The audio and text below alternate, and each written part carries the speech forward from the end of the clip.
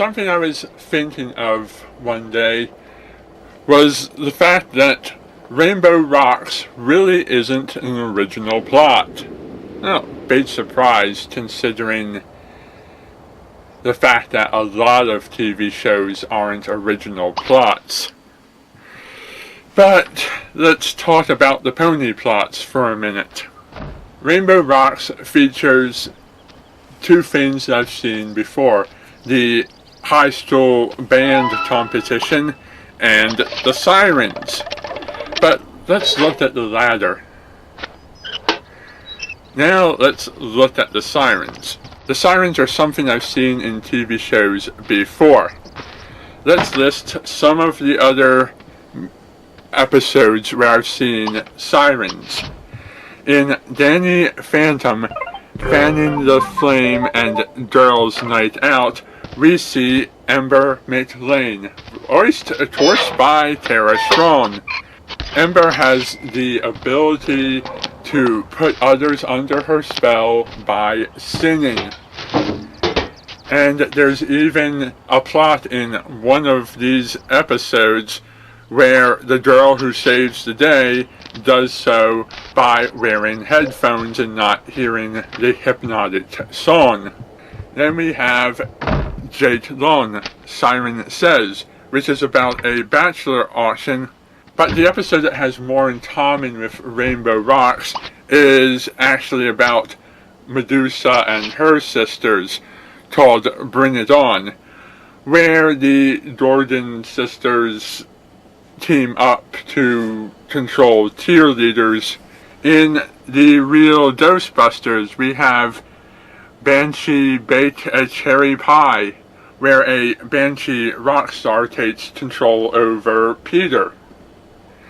There's also Play Them Ragtime Booze, wherein the Ghostbusters have to fight a ghostly Bayou trumpetist who has the power to manipulate time through music.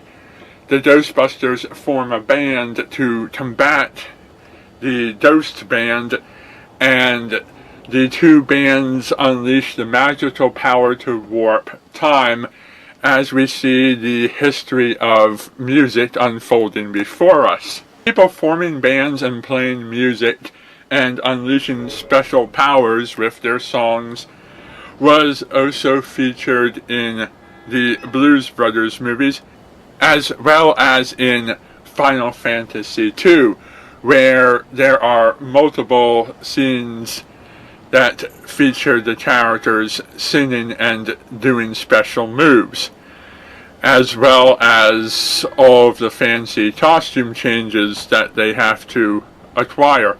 And even that giant Alatorn that gets summoned at the end of Rainbow Rocks reminds me of the summoning ability from the Final Fantasy series.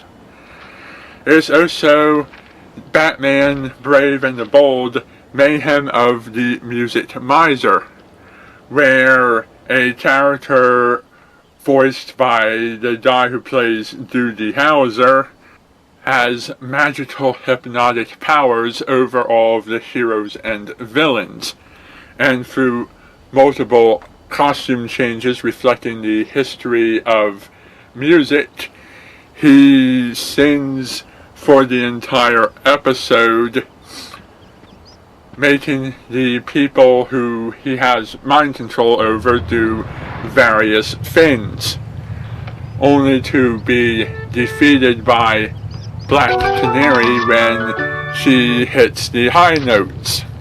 Then of course you also have the other half of Rainbow Rocks, which is the band forming. And this is something that I touched on in a previous video, but there are also a good number of cartoons where every episode revolves around characters forming a band and having some kind of battle of the bands or other sort of competition or whatever.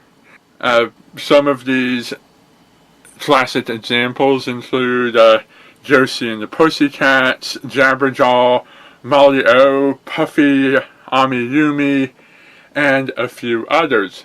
There's even episodes like Powerpuff Girls where the characters form a band and play a musical number for one episode. Anyhow, that's just some of my thoughts at the moment. Yeah, bands, banshees, sirens, musical hypnosis, all this kind of stuff. It's all things that have been done before. Just the way Rainbow Rocks presented it was very enjoyable. And hopefully the next time My Little Pony announces some kind of convoluted plot, we won't yell at the writers for coming up with the worst idea ever. Thank you for watching, and good